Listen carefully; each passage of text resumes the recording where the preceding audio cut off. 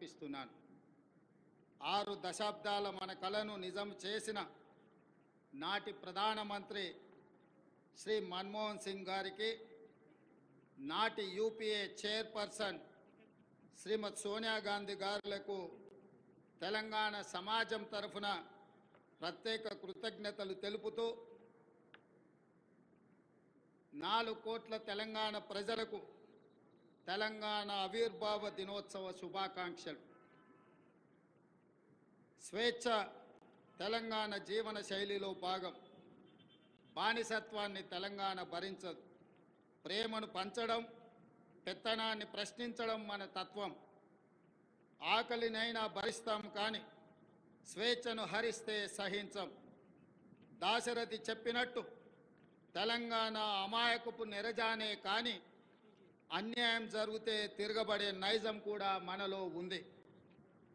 సంక్షేమం ముసుగులో ప్రజాస్వామ్యాన్ని చెరబట్టాలని చూస్తే తెలంగాణ భరించదు. ప్రాంతేతరుడు ద్రోహం చేస్తే పొలిమేరల వరకు తరిమి కొడతాం. ప్రాంతం వాడే ద్రోహం చేస్తే ప్రాణాలతోనే పాతి పెడతాం అన్న కవి కాళోజీ మాటలు అక్షర సత్యాలు. మిత్రులారా, డిసెంబర్ 7, 2023న ప్రారంభమైన ప్రజాపాలనలో స్వేచ్ఛ పునరుద్ధరణకు మొదటి ప్రాధాన్యత ఇచ్చాం. ముళ్ళ కంచెలు, ఇనుప గోడలు తొలగించాం. పాలకులు పాలితుల మధ్య గోడలు బద్దలు కొట్టాం. మున్సిపల్ కౌన్సిలర్ నుండి ముఖ్యమంత్రి వరకు ప్రజలకు అందుబాటులో ఉండే పాలన తెచ్చాం. మేం సేవకులం తప్ప పాలకులం కాదన్న నిజాన్ని నిరూపించాం. ప్రగతి భవన్ను మహాత్మా జ్యోతిరావు పూలే ప్రజాభవన్గా పేరు మార్చి ప్రజలకు అందుబాటులోకి తెచ్చాం. అక్కడ ప్రతి మంగళ శుక్రవారాల్లో ప్రజావాణి కార్యక్రమాన్ని నిర్వహిస్తున్నాం. ప్రజల సమస్యలు నేరుగా విని పరిష్కరిస్తున్నాం.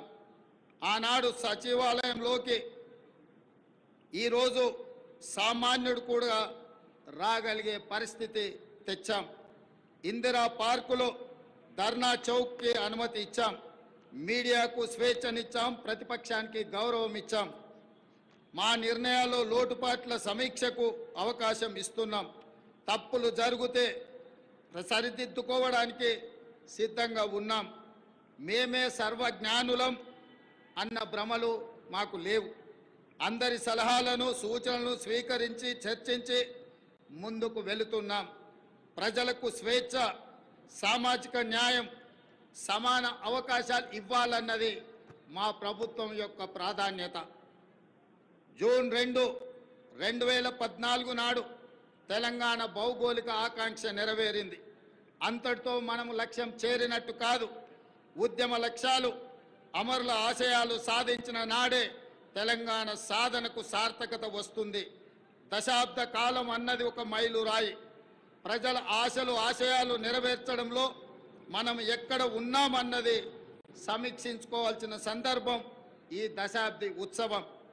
నేను రాజకీయ విమర్శల జోలికి పోను, కానీ చరిత్రను సమీక్షించుకున్నప్పుడే భవిష్యత్తుకు పునాదులు వేసుకోగలం.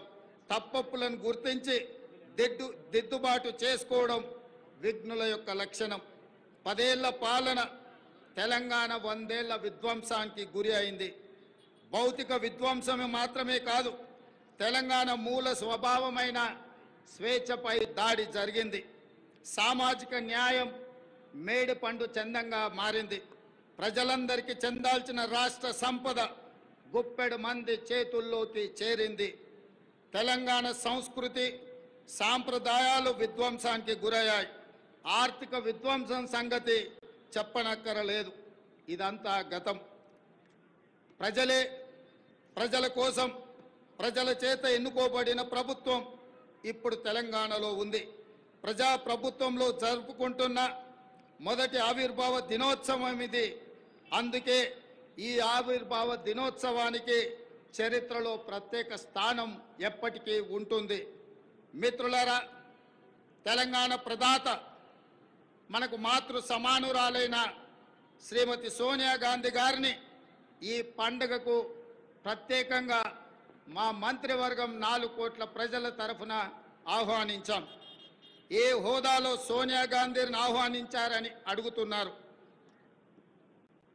నేను చెప్పదలుచుకున్న బిడ్డ ఇంట్లో శుభకార్యానికి తల్లికి హోదా కావాలా? తల్లిని ఆహ్వానించడానికి బిడ్డకు ఒకరి పర్మిషన్ అవసరమా? ఏ హోదా ఉందని, ఏ పదవిలో ఉన్నారని మహాత్మా గాంధీని మన జాతి పితగా గుర్తించుకున్నాం.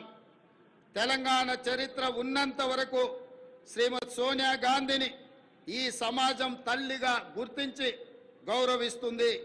ఈ గడ్డతో ఆ తల్లి బంధం రాజకీయాల బంధము కాదు, ఆ తల్లి బంధం పేగు బంధం ఈ తెలంగాణతో.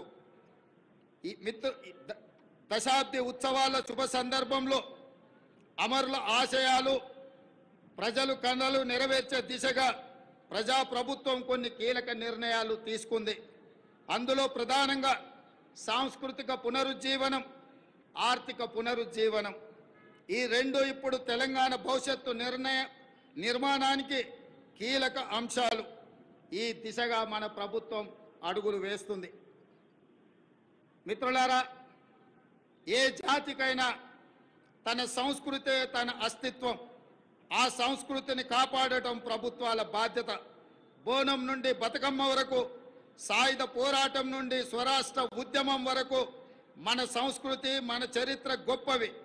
సమ్మక్క సారలమ్మ నుండి జోగులాంబ వరకు, భద్రాద్రి రాముడు నుంచి కొమరం భీముడి వరకు అమరుల త్యాగాలు, హక్కుల ఉద్యమాల వంటి వాటితో తెలంగాణ గొప్ప చారిత్రక వారసత్వాన్ని కలిగి ఉంది.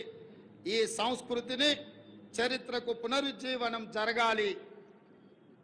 తెలంగాణ వచ్చి 10 ఏళ్ళైనా ఇప్పటికి మన రాష్ట్ర గీతము లేదు. ఉద్యమ కాలంలో ఉవ్వెత్తున స్ఫూర్తిని రగల్చిన జయ జయ హే తెలంగాణ జననీ జయ కేతనం గేయమే మన రాష్ట్ర అధికార గీతం కావాలని ఆనాడు ఆశించాం. సహజ కవి అందశ్రీ రచించిన ఈ గేయం మన రాష్ట్ర గేయంగా ఉంటుందని విశ్వసించాం. ప్రజల ఆకాంక్షల మేరకు ఈ పర్వదినాన జయ జయ హే తెలంగాణ గీతాన్ని రాష్ట్ర అధికార గీతంగా సగర్వంగా మా ప్రభుత్వం ప్రకటిస్తున్నది. చిహ్నం ఒక జాతి చరిత్రకు అద్దం పడుతుంది. జాతి చరిత్ర మొత్తం నిక్షిప్తమై ఉండేది చిహ్నంలో మాత్రమే. తెలంగాణ అంటే ధిక్కారం, తెలంగాణ అంటే పోరాటం. రాష్ట్ర అధికారిక చిహ్నంలో అది ప్రతిబింబించాలి. ఆ దశగా ప్రజాప్రభుత్వం నూతన చిహ్నాన్ని రూపొందించే పనిలో ఉంది. వివిధ వర్గాల నుంచి వచ్చిన సూచనలు, సలహాలు పరిగణలోకి తీసుకొని రాష్ట్ర నూతన చిహ్నాన్ని రూపొందించే పనిలో ఉన్నాం. అదేవిధంగా మిత్రులారా, ఉద్యమ సమయంలో ప్రజలు టీజీ అనే ఇంగ్లీష్ అక్షరాలను తెలంగాణకు సంక్షిప్త అక్షరాలుగా నిర్ధారించారు. యువత తమ గుండెలపై టీజీ అని పచ్చబొట్లుగా పొడిపించుకున్నారు. వారి ఆకాంక్షల మేరకు టీఎస్ స్థానంలో టీజీని పునరుద్ధరిస్తూ ప్రభుత్వం నిర్ణయం తీసుకున్నది. జననీ జన్మభూమిస్య స్వర్గాదపి గరీయసి అంటే జన్మనిచ్చిన తల్లి, జన్మనిచ్చిన భూమి స్వర్గం కంటే గొప్పవని అర్థం. తెలంగాణ తల్లి 4 కోట్ల ప్రజల యొక్క ఆకాంక్ష ప్రతిరూపంగా ఉండాలి. ఆ తల్లిని చూస్తే మన కన్న తల్లి యాదిలోకి రావాలి. సగటు తెలంగాణ గ్రామీణ మహిళా రూపమే తెలంగాణ తల్లి ప్రతిరూపంగా ఉండాలి. తెలంగాణ తల్లి కష్టజీవి, కరుణామూర్తి.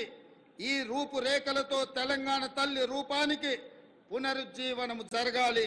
త్వరలో ప్రజల ఆకాంక్షలను ప్రతిబింబించేలా తెలంగాణ తల్లి రూపుదిద్దుకుంటుంది. త్వరలోనే తెలంగాణ రాష్ట్రానికి తెలంగాణ తల్లి యొక్క ప్రతిరూపాన్ని మేము అందించబోతున్నాం. ఈ నిర్ణయాలు ఎవరికి వ్యతిరేకం కాదు, ఒక జాతీయ ఆకాంక్షలకు ప్రతిరూపం మాత్రమే.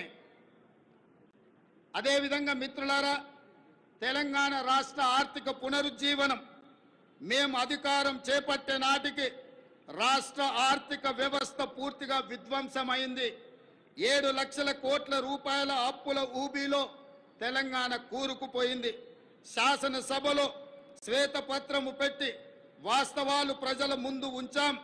రాష్ట్ర సంపద పెంచి పేదలకు పంచడానికి ఆర్థిక పునరుజ్జీవనం జరగాల్సిన అవసరం ఉందని మా ప్రభుత్వం గుర్తించింది. మా ప్రభుత్వం ఆ దిశగా ప్రయత్నం చేస్తుంది. కఠినమైన ఆర్థిక క్రమశిక్షణ పాటిస్తూనే సంక్షేమం అభివృద్ధిలో రాజీ పడటం లేదు. ప్రభుత్వ ఉద్యోగులు పెన్షన్లకు మొదటి తారీఖునే వేతనాలు ఇవ్వడం జరుగుతుంది. అదేవిధంగా మిత్రులారా, గ్రీన్ తెలంగాణ 2050 స్వల్పకాలిక ఆలోచనలు కాదు, దీర్ఘకాలిక ప్రణాళికలతో భవిష్యత్తుకు పునాదులు వేస్తున్నాం. మొత్తం తెలంగాణకు గ్రీన్ తెలంగాణ 2050 మాస్టర్ ప్లాన్ తయారు చేస్తున్నాం. రాష్ట్రాన్ని 3 జోన్లుగా విభజిస్తున్నాం. హైదరాబాద్ ఔటర్ రింగ్ రోడ్డు పరిధిలో ఉన్న ప్రాంతాన్ని అర్బన్ తెలంగాణగా, ఔటర్ రింగ్ రోడ్డు నుంచి రీజనల్ రింగ్ రోడ్డు మధ్య ప్రాంతాన్ని సబర్బన్ తెలంగాణగా, రీజనల్ రింగ్ రోడ్డు నుండి తెలంగాణ సరిహద్దుల వరకు ఉన్నది గ్రామీణ తెలంగాణగా నిర్ధారించాం. ఈ 3 జోన్లలో ఎక్కడ ఎలాంటి అభివృద్ధి జరగాలి, ఎక్కడ ఏ రకమైన మౌలిక సదుపాయాల కల్పన జరగాలన్నది ఈ మెగా ప్రణాళికలో విస్పష్టంగా తొందరలోనే ప్రకటిస్తాం. హైదరాబాదు నగరానికి ఒకనాడు తలమానికం మూసీ నది. ఈనాడు మూసీ ఒక మురికి కూపంగా తయారవుతే దానిని సుందరీకరించి, మూసీ సుందరీకరణ ద్వారా ఈ హైదరాబాదు నగరాన్ని ప్రపంచ చిత్రపటంలోనే ఒక విశ్వ నగరంగా మార్చడానికి ఈనాడు మా ప్రభుత్వం కార్యాచరణను చేపడుతుంది.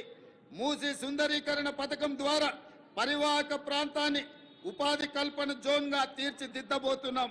ఈ పథకానికి ఇప్పటికే 1000 కోట్ల రూపాయలు కేటాయించాం. హైదరాబాద్ బ్రాండ్ ఇమేజ్ని ఈ పథకం మరో స్థాయికి తీసుకెళ్తుందనడంలో సందేహం లేదు. పర్యాటకం, ఆర్థికం, పర్యావరణం ఈ 3 కోణాలు ఇందులో ఉన్నాయి. ఎగువన ఉన్న ఉమ్మడి రంగారెడ్డి, దిగువన ఉన్న ఉమ్మడి నల్గొండ జిల్లాలో సాగునీటి వనరుగా కూడా మూసీ ఉపయోగపడుతుంది. ప్రజల అవసరాలకు తగ్గట్టు మెట్రో విస్తరణ ప్రణాళికలను ప్రకటించాం. రీజనల్ రింగ్ రోడ్డు త్వరితగతిన పూర్తికి ప్రయత్నిస్తాం. తక్కువ ఖర్చుతో ఎక్కువ నీరు ఇవ్వగలిగే సాగునీటి ప్రాజెక్టులకు తొలి ప్రాధాన్యత ఇవ్వడం జరుగుతుంది. రాష్ట్ర ఆర్థిక పునరుజ్జీవానికి అవసరమైన అన్ని నిర్ణయాలు తీసుకోవడం జరుగుతుంది. అన్నిటికంటే ముఖ్యంగా మిత్రులారా, ఈనాడు తెలంగాణ రాష్ట్రాన్ని ముఖ్యంగా ఆనాడు ఉద్యమంలో ఉవ్వెత్తున పాల్గొన్న తెలంగాణ యువత ప్రభుత్వాల నిర్లక్ష్యం వల్ల ఈనాడు డ్రగ్స్ మహమ్మారి వైపు, గంజాయి వైపు మళ్ళీ ఈరోజు తెలంగాణ సమాజాన్ని నిర్వీర్యం చేసే కుట్ర జరుగుతుంది. అందుకే తెలంగాణలో డ్రగ్స్ అన్న మాట వినిపించడానికి వీలు లేదని మేము సంకల్పించాం. డ్రగ్స్, గంజాయి విషయంలో ప్రభుత్వం అత్యంత కఠినంగా వ్యవహరిస్తుంది. ఈ న్యాప్కి పూర్తి సహకారం, స్వేచ్ఛను ఇస్తున్నాం. అవసరమైన నిధులు ఇస్తున్నాం. డ్రగ్స్ విషయంలో ఎంతటి వారు ఉన్నా వదిలే సమస్య లేదు. ఈ విషయంలో వ్యక్తిగతంగా నేను చాలా పట్టుదలతో ఉన్నాను. మన భవిష్యత్తు, యువత భవిష్యత్తుకు సంబంధించిన ఈ అంశం అందుకే ఉక్కు పాదంతో అణిచివేయాలని మా ప్రభుత్వం సంకల్పించింది. డ్రగ్స్ ఫ్రీ తెలంగాణ ప్రభుత్వ పరంగానే కాదు, వ్యక్తిగతంగా నేను ఎంతో ప్రాధాన్యతను ఇస్తున్నాను. అదేవిధంగా మిత్రులారా, ప్రజాపాలన ప్రజల వద్దకు చేర్చాలన్నది మా ఆలోచన. ఇందిరమ్మ గ్రామ సభల ద్వారా 2023 డిసెంబర్ 28 నుండి 2024 జనవరి 6 వరకు అభయహస్తం గ్యారంటీలను అమలుకు దరఖాస్తులను స్వీకరించాం. మహాలక్ష్మి, ఇందిరమ్మ ఇల్లు, గృహజ్యోతి, చేయుత, రైతు భరోసా పథకాల కోసం 1,28,00,000 మంది దరఖాస్తులు పెట్టుకోవడం జరిగింది. ఇందులో డూప్లికేట్ దరఖాస్తులు మినహాయించగా 1,09,000 దరఖాస్తులు మిగిలాయి. ఈ దరఖాస్తులను కంప్యూటరీకరించి ఈ సమస్యలన్నిటిని కూడా పరిష్కరించి తెలంగాణ రాష్ట్రంలో పేద ప్రజలందరికీ సంక్షేమ పథకాలను అందుబాటులోకి తీసుకురావాలని నా మంత్రివర్గం ఉక్కు సంకల్పంతో ఈరోజు పనిచేస్తుంది. అదేవిధంగా మిత్రులారా, అధికారంలో వచ్చిన 48 గంటల్లోనే 2 గ్యారంటీల అమలుకు శ్రీకారం చుట్టాం. ఆడబిడ్డలకు ఉచిత బస్సు ప్రయాణ సౌకర్యాన్ని కల్పించాం. పైసా ఖర్చు లేకుండా రాష్ట్రంలో ఎక్కడికైనా ఉచితంగా వెళ్లే అవకాశం మహిళలకు, మా సోదరి మనులకు ఈ పథకం ఉపయోగపడుతుంది. ఈనాడు కోట్లాది మంది ఆడబిడ్డలు అమ్మగారింటికైనా అత్తగారింటికైనా భద్రాచలం గుడికైనా సమ్మక్క సారలమ్మ సందర్శనానికైనా కోట్లాది మంది మహిళలు వినియోగించుకుంటున్నారు అనంటే మా ప్రభుత్వానికి ఎంతో సంతృప్తినిచ్చింది ఈ ఉచిత బస్సు ప్రయాణ సౌకర్యం. అదే విధంగా బస్సులు సరిపోవడం లేదు, వాళ్ళకు సమస్య అవుతున్నదంటే అదనంగా బస్సులను ఏర్పాటు చేయడమే కాదు, అదనంగా బస్సులను కూడా మా ప్రభుత్వం కొనుగోలు చేసి మా ప్రాధాన్యత మహిళల పట్ల అత్యధికంగా ఉంటుంది అని చెప్పి ఆ తల్లులకే ఈ ఉచిత బస్సు ప్రయాణాన్ని మేము అంకితం చేయడం జరిగింది. అదేవిధంగా పేదల ఆరోగ్య విషయంలో రాష్ట్ర ప్రభుత్వం ఆనాడు డాక్టర్ వైఎస్ రాజశేఖర రెడ్డి గారు ఉన్నప్పుడు శ్రీమతి సోనియా గాంధీ గారి నేతృత్వంలో ఆరోగ్యశ్రీ పథకాన్ని తీసుకువచ్చి పేద ప్రజలకు ఆరోగ్యాన్ని, కార్పొరేట్ వైద్యాన్ని అందించడం ద్వారా ఆ కుటుంబాలను ఆదుకునే విధంగా ఆనాడు ఆ పథకాన్ని ప్రవేశపెట్టడం జరిగింది. కొన్ని ప్రత్యేకమైన పరిస్థితుల వల్ల ఆ పథకం నిర్వీర్యమైన మళ్ళీ ప్రజాపాలన ప్రారంభించిన ఎంబడే మా ప్రభుత్వం, మా మంత్రివర్గం 5 లక్షల రాజీవ్ ఆరోగ్యశ్రీ పథకాన్ని పేదలకు ఉచిత వైద్యాన్ని అందించడానికి 10 లక్షల రూపాయలకు పెంచి డిసెంబర్ 9 నుంచి అమలు చేసి పేదల ఆరోగ్యాన్ని కాపాడే విధంగా ఈనాడు మా ప్రభుత్వం ముందుకెళ్తుంది. అందుకే ఈరోజు పేదల యొక్క ఆరోగ్యం మా ప్రభుత్వం యొక్క బాధ్యత అని చెప్పి సగర్వంగా నేను తెలియజేస్తున్నాను. అదేవిధంగా యువత ఉద్యోగాల నోటిఫికేషన్లు, పరీక్షల నిర్వహణ పారదర్శకంగా నిర్వహించడానికి తెలంగాణ పబ్లిక్ సర్వీస్ కమిషన్ని ప్రక్షాళన చేశాము. 70 రోజుల్లోనే 30,000 మంది నిరుద్యోగ యువకులకు ఉద్యోగ అవకాశాలు కల్పించి ఉద్యోగ పత్రాలు ఎల్బీ స్టేడియంలో వాళ్ళ కుటుంబ సభ్యుల సమక్షంలో వాళ్ళ కళ్ళల్లో సంతోషాన్ని చూస్తూ మా ప్రభుత్వం నియామక పత్రాలను అందజేయడం జరిగింది. ఈనాడు నిరుద్యోగ యువకుల యొక్క ఉద్యోగ ఉపాధి అవకాశాలు మా ప్రభుత్వం ఎంతో ప్రాధాన్యతతో వాటిని నిర్వహిస్తున్నది. అదేవిధంగా గ్రూప్ 1 నోటిఫికేషన్ ఇచ్చినాం. ఈ నెల 9న ప్రాథమిక పరీక్ష జరగబోతుంది. అదేవిధంగా మెగా డిఎస్సి పోస్టులతో 11,062 ఉద్యోగ నోటిఫికేషన్లు ఇచ్చినాం. తొందరలోనే ఈ టీచర్ల నియామకాలను చేపట్టడం ద్వారా తండాలలో, గూడాలలో, మారుమూల పల్లెల్లో పేదలకు విద్యను అందుబాటులోకి తీసుకొచ్చి ప్రతి పేదవాడికి విద్యను అందించాలన్న లక్ష్యమే మా ప్రభుత్వం యొక్క లక్ష్యము. ఆ దిశగా మేము ప్రయాణం చేస్తున్నాం. అదేవిధంగా వయో పరిమితిని కూడా 44 సంవత్సరాల నుంచి 46 సంవత్సరాలకు పెంచి ఈ ఖాళీలను భర్తీ చేసే నిర్ణయం మా ప్రభుత్వం తీసుకున్నది. మిత్రులారా, రాష్ట్రంలో లక్షల మంది ప్రజల సొంత ఇళ్ల కోసం ఎదురు చూస్తున్నారు. వారి కలలు నెరవేర్చేందుకు భద్రాద్రి రాముడు సాక్షిగా ఇందిరమ్మ ఇళ్ల పథకాన్ని ప్రారంభించాం. పేదల కోసం ఈ ఏడాది 4,50,000 ఇండ్లను మంజూరు చేయడమే కాదు, 22,500 కోట్ల రూపాయల నిధులు కేటాయించడం ద్వారా ప్రతి శాసనసభ నియోజకవర్గంలో 3,500 ఇళ్లు పేదవాళ్లకు నిర్మించి పేదవాడి సొంత ఇంటి కలను, చిరకాల స్వప్నాన్ని మా ప్రభుత్వం పూర్తి చేయాలని దృఢ సంకల్పంతో ముందుకు వెళ్ళడం జరుగుతుంది. అదేవిధంగా విద్యారంగ ప్రక్షాళన, తెలంగాణ ఎడ్యుకేషన్ హబ్గా తీర్చిదిద్దాలని సంకల్పించాం. అందుకే ప్రతి మండల కేంద్రంలో అంతర్జాతీయ మోడల్ స్కూళ్లను నిర్మించడం మా బాధ్యతగా భావించి ఆ ప్రయత్నాన్ని ముందుకు తీసుకెళ్తున్నాం.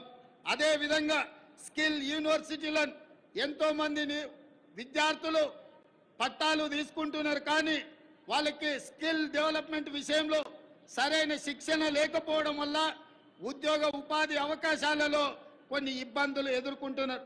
దానికోసమే తెలంగాణ యువతకు స్కిల్ యూనివర్సిటీలను ఏర్పాటు చేయడమే కాకుండా రాష్ట్రంలో దీనికి సంబంధించి అధికారుల బృందం ఇప్పటికే ఢిల్లీ, ఒడిశా, గుజరాత్ రాష్ట్రాల్లో పర్యటించి అధ్యయనం చేసింది.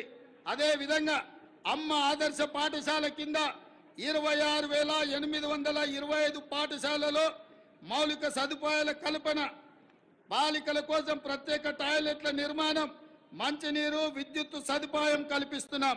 దీనికోసం 1135 కోట్ల రూపాయలు కేటాయించాం. ఇదే కాకుండా స్కిల్ డెవలప్మెంట్ విషయంలో రాష్ట్రంలో 65 ఐటీఐలు ఉంటే ఈ 65 ఐటీఐలను టాటా సంస్థతో ఒప్పందం చేసుకొని వాటిని అభివృద్ధి చేసి వాళ్ళకు శిక్షణ ఇచ్చి ఉద్యోగ ఉపాధి అవకాశాలు కల్పించే విధంగా టాటా సంస్థతో మా ప్రభుత్వం ఒప్పందం చేసుకొని నిరుద్యోగ యువకులకు ఉద్యోగ ఉపాధి అవకాశాలు కల్పించాలని ఈనాడు మా ప్రభుత్వము కృత నిశ్చయంతో ఉన్నది. అదేవిధంగా మిత్రులారా, తెలంగాణ సమాజం అంటేనే వ్యవసాయం. మన సంస్కృతి, మన సాంప్రదాయం అంటే వ్యవసాయం. ఈ వ్యవసాయానికి రైతును రాజును చేయడమే మా సంకల్పం. అందుకోసమే మా ప్రభుత్వం రైతు బాగుంటే రాష్ట్రం పచ్చగా ఉంటుందని విశ్వసించే ప్రభుత్వం. గతంలో రైతుకు ఉచిత విద్యుత్ రుణమాఫీ చేసిన చరిత్ర కాంగ్రెస్ పార్టీది, మా ప్రభుత్వానిది. ఈ ట్రాక్ రికార్డును ప్రజాప్రభుత్వం కొనసాగిస్తుంది. రైతుకు ఆర్థిక సాయం పథకంలో భాగంగా 69 లక్షల మందికి చెప్పిన మాట ప్రకారం 7,500 కోట్ల రూపాయలు వారి ఖాతాలో జమ చేసి ప్రతి రైతుకు రైతు భరోసా పథకంలో నిధులను విడుదల చేయడం జరిగింది. అదేవిధంగా ఇటీవల కాలంలో అకాల వర్షాలతో పంట నష్టం జరిగితే ప్రతి ఎకరాకు 10,000 రూపాయల నష్ట పరిహారం ఇవ్వడం జరిగింది. ధాన్య సేకరణ విషయంలో కూడా ఈరోజు 7,245 ధాన్య సేకరణ కేంద్రాలను ఏర్పాటు చేసి తండాలలో, గూడాలలో, మారుమూల పల్లెల్లో రైతులు పండించిన పంటను అక్కడే ధాన్య సేకరణ కేంద్రాలను ఏర్పాటు చేసి ఆ ధాన్యాన్ని సేకరించి తుట్టి తాలు తరుగు పేరు మీద తుట్టి తీయకుండా ప్రభుత్వం కఠినమైన చర్యలు తీసుకుంది. అకాల వర్షాలతో తడిసిన ధాన్యాన్ని కూడా కనీస మద్దతు ధర ఇచ్చి కొనుగోలు చేసి రైతులను ఆదుకొని రైతులను కాపాడాలని, రైతులని రాజులుగా చెయ్యాలని మా ప్రభుత్వం దృఢ సంకల్పంతో పనిచేస్తుంది. ఇదే కాదు, ధరణి విషయంలో కూడా చాలా సమస్యలు, లక్షలాది సమస్యలు మా దృష్టికి వచ్చినాయి. వాటిని పరిష్కరించడానికి ధరణి విషయంలో కూడా ఒక కమిటీని ఏర్పాటు చేసి ప్రతి సమస్యను పరిష్కరించి ధరణిలో జరిగిన లోపాలను సరిదిద్ది ప్రతి రైతుకు, ప్రతి వాడికి మేలు జరిగే విధంగా ధరణి ప్రక్షాళన కార్యక్రమాన్ని మా ప్రభుత్వం తీసుకొని ముందుకు వెళ్తుంది. అదేవిధంగా మిత్రులారా, రాష్ట్రంలో విద్యుత్ సరఫరా నిరంతరాయంగా 24 గంటలు అందిస్తున్నామని చెప్పడానికి నేను గర్వపడుతున్నాను. రాష్ట్ర చరిత్రలో ఎన్నడూ లేని విధంగా ఈ ఏడాది మార్చి 6న అత్యధికంగా 298 మిలియన్ యూనిట్ల విద్యుత్ సరఫరా చేసి రాష్ట్రం ఏర్పడిన తర్వాత అత్యధికంగా రికార్డును సృష్టించాం. నిరంతరాయంగా విద్యుత్తుని సరఫరా చేశాం. పేదల గృహాలకు, వ్యవసాయానికే కాదు భూమి లేని నిరుపేదలకు ప్రతి ఇంటిలో వెలుగులు చూడాలని, వాళ్ళ కళ్ళల్లో ఆనందం ఉండాలని ప్రతి పేదవాడికి 200 యూనిట్లు ఉచిత విద్యుత్తును అందించి పేదవాళ్ళకు అండగా నిలబడి ఈరోజు మా ప్రభుత్వం ముందుకు సాగుతున్నది. అదేవిధంగా మిత్రులారా, పెట్టుబడుల విషయం, రాష్ట్రంలో పెట్టుబడులు తీసుకొచ్చి తద్వారా ఉద్యోగ ఉపాధి అవకాశాలు కల్పించి రాష్ట్ర ఆదాయాన్ని పెంచి పేదలకు పంచాలన్న లక్ష్యంతో దావూస్ పర్యటన మా మంత్రి సహచరులతో పర్యటన చేయడం జరిగింది. ఈ పర్యటనలో 40,000 కోట్ల రూపాయలకు సంబంధించిన పెట్టుబడుల ఒప్పందాలు రాష్ట్ర ప్రభుత్వం చేసుకున్నది. ఇది పెట్టుబడుల ఆకర్షణలో ఒక గొప్ప రికార్డు. ఈ ఒప్పందం కార్యరూపం దాల్చే కార్యాచరణ మొదలు పెట్టాం. తద్వారా మన యువత ఉపాధి ఉద్యోగ కల్పనలు ఈ ప్రభుత్వం కంకణబద్ధమై ఉంది. అదేవిధంగా మిత్రులారా, మహాలక్ష్మి పథకం, మహాలక్ష్మి ఈరోజు నాకు చాలా ఆనందంగా ఉంది. ఈ రాష్ట్ర అవతరణ ఉత్సవాలలో ఈనాడు పర్యటన చేస్తున్నప్పుడు ఇటువైపున అటువైపున వేలాది మంది మా తెలంగాణ ఆడబిడ్డలు ఇక్కడికి వచ్చి మా మహాలక్ష్ములందరూ మా ప్రభుత్వాన్ని ఆశీర్వదించడానికి వాళ్ళందరూ ఇక్కడికి రావడం జరిగింది. మనస్ఫూర్తిగా వారికి ధన్యవాదాలు తెలియజేస్తూ, మహాలక్ష్మి పథకం ద్వారా 1 కోటి మంది ఆడబిడ్డలను కోటీశ్వరులను చేయాలన్నది మా ప్రభుత్వ సంకల్పం. మహిళలు తయారు చేసే ఉత్పత్తులకు సరైన మార్కెటింగ్ సదుపాయం కల్పిస్తాం. వాళ్ళ ఉత్పత్తులను మార్కెటింగ్ చేసుకోవడానికి హైటెక్ సిటీ పక్కన శిల్పారామం దగ్గర 3 ఎకరాల స్థలాన్ని వందలాది స్టాళ్లను పెట్టుకోవడానికి వాళ్ళకి స్థలాన్ని కేటాయించడం జరిగింది. ఏ ప్రాంతంలో అయితే విప్రో, ఇన్ఫోసిస్, ఐటీ కంపెనీలు ఉన్నాయో ఆ పక్కనే మా ఆడబిడ్డలకు గ్రామీణ ప్రాంతాలలో వారు చేసిన ఉత్పత్తులను అమ్ముకోవడానికి శిల్పారామం పక్కన 3 ఎకరాల స్థలాన్ని కేటాయించాం. అందులో వాళ్ళ ఉత్పత్తులను సగర్వంగా ఈ ప్రపంచానికి పరిచయం చేసే అవకాశం ఉంది. ఆ విధంగా మా ఆడబిడ్డలను పారిశ్రామికవేత్తలను చేసి కోటీశ్వరులుగా మార్చాలనే సంకల్పం మా ప్రభుత్వం తీసుకున్నది. మా ఆడబిడ్డల ఆశీర్వాదం మాకు ఎప్పుడు ఉండాలని నేను వారికి విజ్ఞప్తి చేస్తున్నా. ఇదే కాదు, ఈనాడు వంటలో ఇల్లాలు సంపాదించిన సొమ్ము సిలిండర్కే ఖర్చు అవుతున్నది. కాబట్టి 1200 రూపాయలున్న సిలిండర్ను ఈనాడు 500 రూపాయలకి ఆడబిడ్డలకు అందించడం ద్వారా ఆడబిడ్డల కళ్ళల్లో కన్నీళ్లు రావద్దు, ఆ కుటుంబాలు సంతోషంగా ఉండాలి, ఆడబిడ్డలకు అండగా నిలబడాలని 500 రూపాయలకే ఈనాడు మా ప్రభుత్వం సిలిండర్ను అందించడం జరుగుతుంది. అదేవిధంగా మిత్రులారా, తెలంగాణ ముందు పలు సవాళ్లు కూడా ఉన్నాయి. ముఖ్యంగా కృష్ణా గోదావరి జలాల్లో మన వాటా లెక్క తేల్చాల్సిన అవసరం ఉంది. 10 ఏళ్లైనా నీటి పంపకాలు జరగలేదు. కేంద్రంపై ఒత్తిడి తెచ్చి త్వరగా నీటి వాటాలు సాధించుకొని సాగునీటి ప్రణాళికలు సమర్థవంతంగా అమలు చేసుకోవాలన్నది ప్రభుత్వం యొక్క ఆలోచన. హైదరాబాద్ ఉమ్మడి రాజధానికి ఈ రోజుతో కాలం చెల్లింది. ఆంధ్రప్రదేశ్లో ఆస్తుల విభజనకు సంబంధించి ఈ సమస్యలను సాధ్యమైనంత త్వరగా పరిష్కరించుకుంటాం. అదేవిధంగా మిత్రులారా, తెలంగాణ ప్రపంచానికి ఒక దిక్సూచి కావాలి. విశ్వ వేదికపై తెలంగాణ విజయ పతాక సగర్వంగా ఎగరాలి. పల్లె కన్నీరు పెడుతుందో అని ఒకనాడు ఆవేదనతో పాడిన తెలంగాణ పల్లెలు ఇకపై పచ్చని పైరులతో, పాడి పంటలతో, రైతుల ముఖాలలో చిరునవ్వులతో వెలగాలి. ఒకనాడు పొట్ట చేత పట్టుకొని పట్నంకు వచ్చిన యువత రేపటి నాటి ప్రపంచానికి మన సత్తా చాటే శక్తిగా మారాలి. తెలంగాణ ఇతర రాష్ట్రాలతో కాదు, ప్రపంచంతో పోటీ పడుతుందని నిరూపించాలి. మనకు శక్తి ఉంది, మనకు సత్తా ఉంది, తెలివి ఉంది, తెగింపు ఉంది, తాగాల చరిత్ర ఉంది. ఏం తక్కువ తెలంగాణకు? హైదరాబాద్ మన బ్రాండు, ప్రపంచ నెంబర్ 1 బ్రాండ్గా హైదరాబాద్ ఎదగాలి. తెలంగాణను ప్రపంచానికి డెస్టినేషన్గా మార్చాలన్న తపన ఉంది. దీనికి 4 కోట్ల ప్రజల ఆశీస్సులతో పాటు రాజకీయ, పరిపాలన, పత్రిక, న్యాయ, సామాజిక వ్యవస్థల సహకారం కావాలి. ఆ దిశగా ప్రతి ఒక్కరూ ప్రతి క్షణం ఆలోచన చెయ్యాలి. ప్రజాప్రభుత్వానికి మీ సంపూర్ణ సహకారం అందించాలని కోరుతూ, ఈ సందర్భంగా ఈ వేదిక మీద నుంచి అధికారిక చరిత్ర పుటలలో ఒక గొప్ప సన్నివేశాన్ని, ఒక గొప్ప నిర్ణయాన్ని ఆనాడు లోక్సభలో ఆమోదింపజేసుకొని ఈనాడు తెలంగాణ రాష్ట్రం ఏర్పడ్డది అనంటే అందులో మొట్టమొదటి త్యాగం, సాహసం శ్రీమతి సోనియా గాంధీ గారు యూపీఏ చైర్పర్సన్గా ఉక్కు సంకల్పంతో ఈ తెలంగాణ రాష్ట్ర ప్రక్రియను వారు ముందుకు తీసుకెళ్లారు.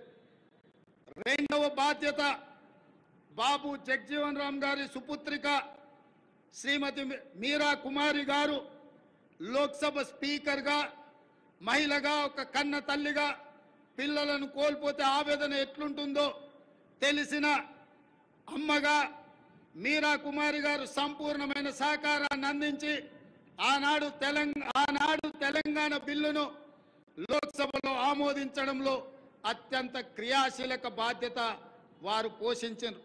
వీరే కాదు, ఆనాటి భారతీయ జనతా పార్టీ నాయకురాలు, ప్రతిపక్ష నాయకురాలుగా శ్రీమతి సుష్మా స్వరాజ్ గారు ఆనాడు లోక్సభలో ప్రతిపక్ష నాయకురాలుగా సంపూర్ణంగా సహకరించి తెలంగాణ బిల్లును ఆమోదింపజేసుకొని రాష్ట్ర ఏర్పాటు ప్రక్రియలో వారు కూడా సంపూర్ణమైన సహకారాన్ని అందించారు. ఈ వేదిక మీదను అందుకే తెలంగాణ నలుమూలల నుంచి తరలి వచ్చిన వేలాది మంది మా ఆడబిడ్డల సాక్షిగా శ్రీమతి సోనియా గాంధీ గారికి, మీరా కుమారి గారికి, సుష్మా స్వరాజ్ గారికి తెలంగాణ 4 కోట్ల ప్రజల తరఫున వారికి కృతజ్ఞతలు తెలియజేస్తున్న ఈ తెలంగాణ చరిత్ర పుటలలో మీ త్యాగాలు, మీ గొప్ప నిర్ణయం ఎప్పటికీ ఉంటుందని భావిస్తూ